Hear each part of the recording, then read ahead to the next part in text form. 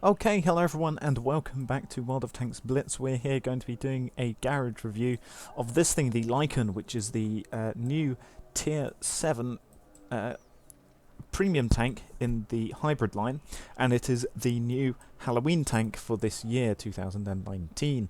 And it's a Tier 7 heavy tank, and it's a pretty good Tier 7 heavy tank as well, with decent armour and a pretty big gun, which is something nice to see. Very much like an IS. You can think of this as a lower tier IS-3 because it has got pretty similar hallmarks actually of the IS-3, as you will see. So this is with the night camo. If I just take it off quickly, and you can see that is the original camo, or rather the uncamouflaged version of the tank. Rather more bland and dull, but it does have some nice looking things on there. But then you put the night camo on and bam, it looks wonderful. But yes, let's have a look at the stats. So 1300 HP for the Lycan, and then the turret armour is 120 at the front, 80 at the side, 60 at the rear, 100 front, 80, 60. So pretty much the same. Frontal turret is pretty good. It has of course got this spaced armour around the gun here, which also acts as extra armour over the 100 front, plus anything heat related or HE related that's hitting the front of this gun, hitting the front of the tank, will do very minimum amounts of damage if it's HE, and heat will just fizzle out on the spaced armour and not do much. Also, it may only be 100mm at the front, but it has got a very extreme slanting with this piked nose. But it does have a rather large lower glacis, and like I said, you can compare it to the IS-3, because as you can see, that is also the same hallmark as you see on the IS-3, in this case the Defender, but it has got a slightly I think the IS-3's got a slightly higher angle, you could say, or it's not sloped back quite as far, but it is still a pike nose. But the Lycan does have a slightly more pronounced pike on the nose, so that makes it a very that makes it a very good way of bouncing damage. Not to mention the lower glacis is still a weak spot, but it is at least sloped, so there is a chance of shots bouncing when they hit it. No real upper turret weak spots other than really this little hatch here, which is nice. And 1300 HP compared to something like the Predator, which has got 1400. You've got the Tiger, which has got 1450. You've got the Mutant with 1300. You've got the IS-2 with 1300 as well. So it's sort of mid to mid lower. The Tankenstein does of course have 1300, and then you bolster that with improved assembly, which goes up to 1435, or no, 1350 is what it originally had. Let's put that back on. But yeah, so overall it's got mid to low, I would say, mid to low HP, but it does have pretty good armour for the tier. You can bounce plenty amounts of shots with that. As for mobility, if we head down here, 27 average top speed, average speed, 27 kilometers per hour, there you go. 14.5 horsepower per tonne ratio. Does weigh 46 tons, but it does have a 32 degrees per second turret and a 33 degrees per second hull traverse. That would originally be 30, however I have boosted it with one of the equipment slots, with a 670 horsepower engine, which means that in terms of mobility it's not as mobile perhaps as something like the Tiger, which as you can see here has got a better top speed, better power to weight, and a better hull traverse, being a rather nimble heavy tank. But it's overall not too bad. I mean, look at the regular IS here. What's that got? 15.1, 30. It has got a better hull traverse than the IS-2, however, even if it's not quite as fast or have quite the same power to weight. But that's still only a real minimum. It's only got like 0.5 horsepower per tonne out compared to something like the IS, so it's still pretty mobile. It may be slightly slower climbing hills, but you won't really notice that much of a difference. It is at least fast enough to turn itself around, although you can feel it being a little bit slow compared to something like the Tiger. But even so, it's a heavy tank. You can't exactly expect amazing medium tank or light tank levels of mobility for this. But then we come to, well, 20% chance of fire and impact. There's the engine and tracks and things aren't called anything interesting, unfortunately. Oh no, they are, sorry. The Wolfheart engine, you've got the Claws suspension, you've got the Werewolf turret, and you have got the Ripper gun, which is basically a 122. And looking at it, I'm surprised it hasn't got that different stats compared to something like the IS-2, but you know, you can't exactly change up a 122 more than what's already been done, so yeah. 6.1 second aim time, and you feel it. That is a long reload time. Even when you're stationary, it can take like 5 seconds before the gun even starts to aim itself in. It just stays at a massive dispersion rate. So yeah, 6.1 aim time, terrible. Not that great at firing on the move unless you're really close. 0.39 dispersion at 100 meters is not that great. That's including refined gun as the equipment. So yeah, very inaccurate. It would normally be 0.44, which is pretty Russian in terms of gun dispersion. 13.37 gun reload with a gun rammer, which is pretty slow, but then again, 122. 175 average pen with AP, 220 with APCR, 62 with HE, pretty standard. 400 with 400 damage with AP, 340 with APCR, and 515 with HE, which is again not too spectacular. Gun depression is actually 10 degrees, which is pretty good. I misquoted, or I misread that when I went over a region, the first game that you will see from the gameplay. With 20 degrees gun elevation, however, is pretty good.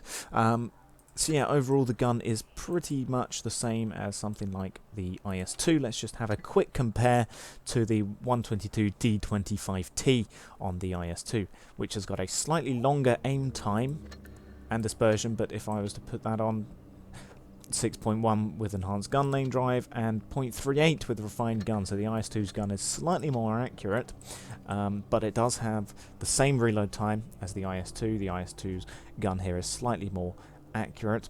Same reload time, same average pen with AP, slightly more pen with AP and APCR. With APCR and HE. Slightly more HE damage with the Lycan, and it does have better gun depression, but then that's something that the IS-2 struggles with rather than the gun. So, I mean, overall, it's a pretty standard 122. There's not much that you can really say about it that hasn't already been said about multiple other 122s. Especially at this tier, there's not really too much you can do to change up the 122 formula. I mean, I would look at the SU-122S's gun, but that's a tank destroyer, so that's going to have slightly better stats. But yeah, overall, it's a pretty solid heavy tank. Does well brawling, face hugging, especially if they can't get the gun down to look at the piked armour. There's very little that they have to work with the turret. You know, it's very much a brawling tank, which I think can be said about a lot of tanks that own a 122 in their turrets. So yeah, there's that. As for provisions, you've got your standard and improved fuel for 3 and 10% respectively to engine power and turret reverse, tinned food, and field rations for 3 and 10% respectively to crew mastery, and then you've got your protective kit, which is all of that, so you can go ahead and mount them as you want. Consumables, you've of course got your standard repair, first aid, fire. Then you've got engine power boost, 20% engine power for 15 seconds. Adrenaline, 20% to low speed and 10% chance of damaging enemy vehicle modules. And then you've got your multi-purpose, which is those 3 rolled into one manually. So, yeah. Not much can be said about these than of what has already been said. You know, you can mount up the standard 3, the classics, or you can go with some of the slightly more specialised, such as adrenaline or engine power boost. So there's that. As for appearance, you have only got the one option for camo or attachment. You can get the bats floating around your Lycan with the Halloween event, and you can also get the night war paint for the Lycan, which changes it to the Lycan Night. And I think it is worth it, worth going for this, because the original camo, as I showed you at the beginning, is pretty dull, to be honest. You know, it's pretty boring, it's pretty dull, just dull grey sheet metal with some I don't even know what this is, rust or undercoat or something like that. But then you put on the night camo and it becomes a lot more shiny with nice little engravings. So yeah, there's that.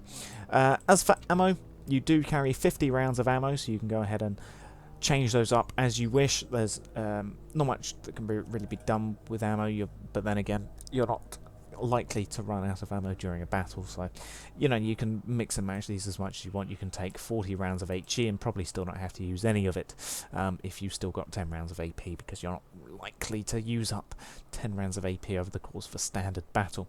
So yeah, you can go ahead, swap and change those as you wish. As for equipment, gun rammer, definitely get that reload time down to below 14 seconds, which is always nice in a 1-2-2 like this.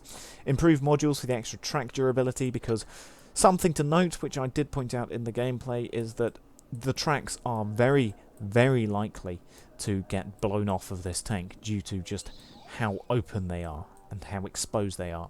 They are like the Churchill 1's tracks in a sense, because if you look at the Churchill 1, you will see that the tracks are very exposed, as you can see, but they also act as nice spaced armour, which means that whilst you will get detract like often, they will eat the shots, they will stop you from taking damage, and that's kind of the same with the Lycan, because these open tracks will take any HE that comes at you from like the side or anything. They'll likely hit the track, detract it, and not cause any damage. The same with AP shots and things that hit, so they are...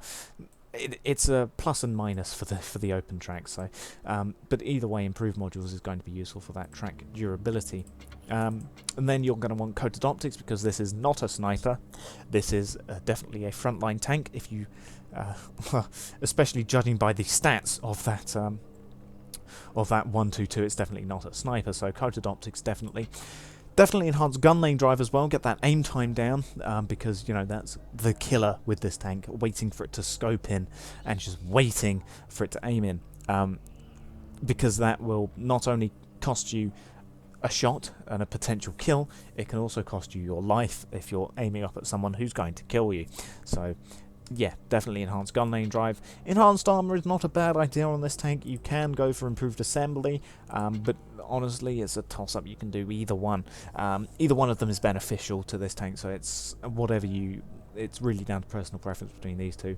Enhanced armor, because that pike nose will get even more effective with enhanced armor, but then more HP means you'll survive longer mostly.